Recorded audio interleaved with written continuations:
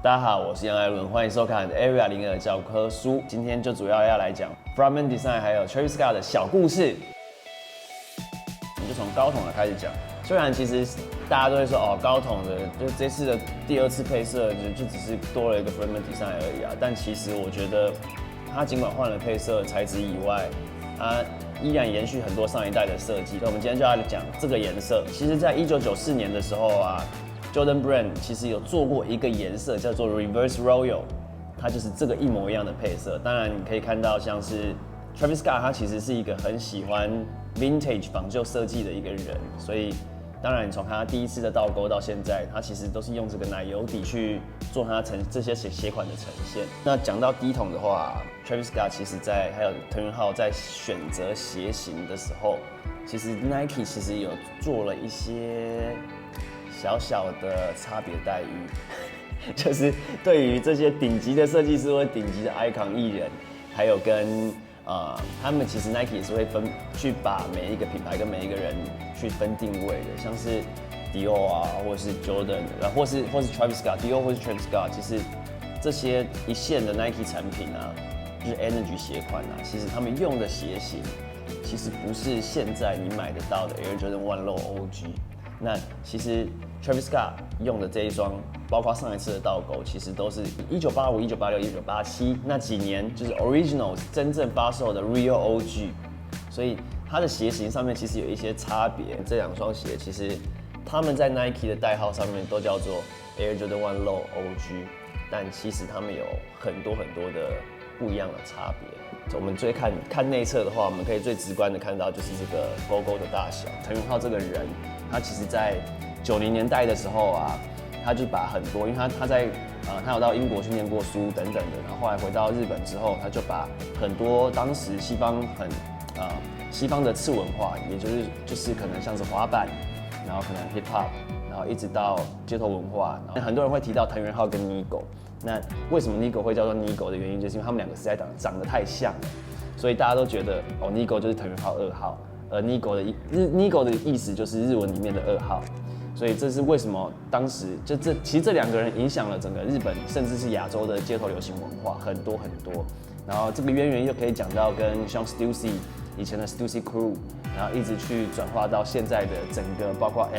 Frogman Design。然后甚至到 Pharrell Williams， 然后 Stussy Supreme 这些，其实他们在90年代这些老板啊或者设计师，他们在90年代的时候都有一个，那时候还没有网络，所以他们都用手机传简讯。他们有一个叫 Stussy Crew 的一个群组，然后他们就在里面都有互通有无，包括 James JB 啊、像 Stussy、Pharrell Williams 等等的一些很大咖的饶舌歌手也好，或者制作人也好，或者是品牌方的人也好，所以这些文化其实都是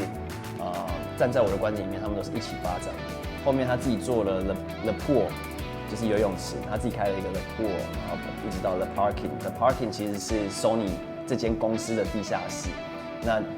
他自己也说过，就是其实当时啊，他会做到这个案子，也是因为 Sony 高层，就是他们原本就是朋友。Sony 的高层告诉他说，我们地下室有一个很酷的空间，你要不要来用用看？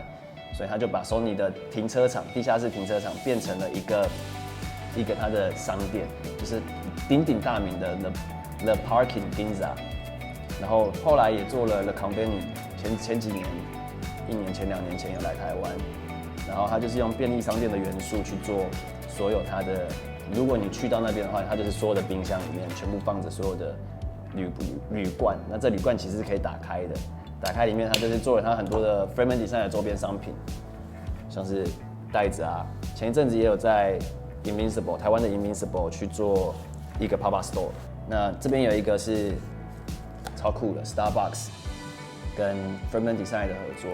他在1990年的时候做他自己的牌子，叫做 Green Nut， 然后在1995年的时候创立了他自己的一个设计工作室。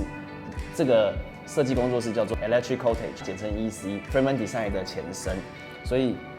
你可以看到现在这个闪电 logo， 如果你把外面这个圆圈拿掉的话，它就是 EC 的 logo。然后当时设计工作室其实有一些员工嘛，所以藤原浩就做了一些衣服给他们的员工穿，一直都没有对外贩售。然后直到大家都觉得哇超酷，超想要这个东西，然后藤原浩才觉得好像可以慢慢做一点东西出来卖给大家。你看到在 eBay 上面看到一件完整的衣服的话，那个价钱可能是跟 Frogman Design AJ1 差不多要10万块台币左右。如果你是资深球鞋玩家，你一定会知道3个字母叫做 HTM。这3个字母其中的代表含义，第一个 H 就是藤原浩本人，就是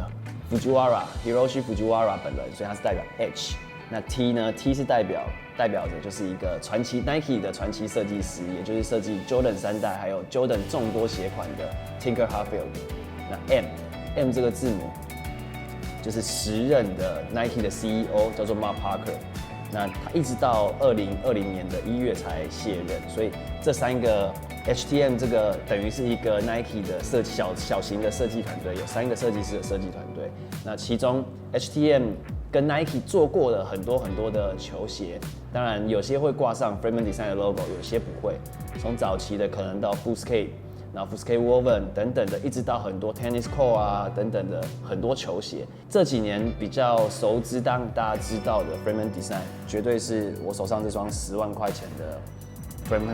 Freeman 的 AJ1， 这双 Black Toe Blue 蓝色的。有人你知道当年呢、这双鞋子发行的量也没有说特别的多，所以很多人买不到的人，他们就甚至有一些客制团队，他们会自己去做这个地方，因为这双最特别的地方，除了它这蓝色的配色之外，这边还有一个若隐若现的 Freeman logo， 而是用钢印去压的，所以当时有很多的客制球鞋的球鞋师傅，他们都会去做这个钢印，然后自己把其他 AJ1 的颜色改成这个配色，然后自己用这个钢印，你就知道这双鞋子造成了多少的轰动。2020，也就是去年所发售的 Air Jordan 3代 Freeman Design， 然后你可以看到这个地方有一个很大的 Freeman logo， 然后到今年的时候，当然也推出了这双 Freeman Dunk， 很明显的这边有一个 Freeman logo， 紫黑的配色。一开始介绍球鞋的时候，有说到说这一次的高筒的内侧跟低筒的内侧其实都有这个字母，就是这个序号。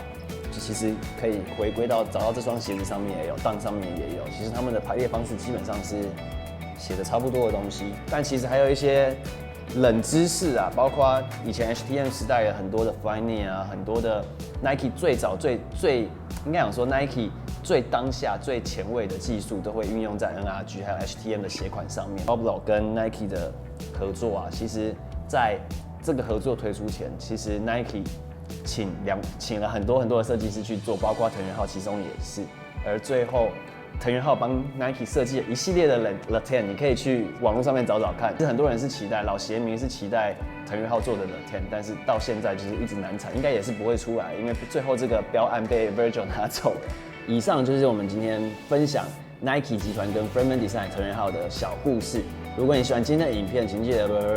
Area 02的 YouTube channel。我是艾伦，我们下次见，拜拜。欢迎收看 Area 02教科书。今天桌上这2双鞋，我想应该我不用多说什么。谢谢大家收看，我是艾伦，我们下次见。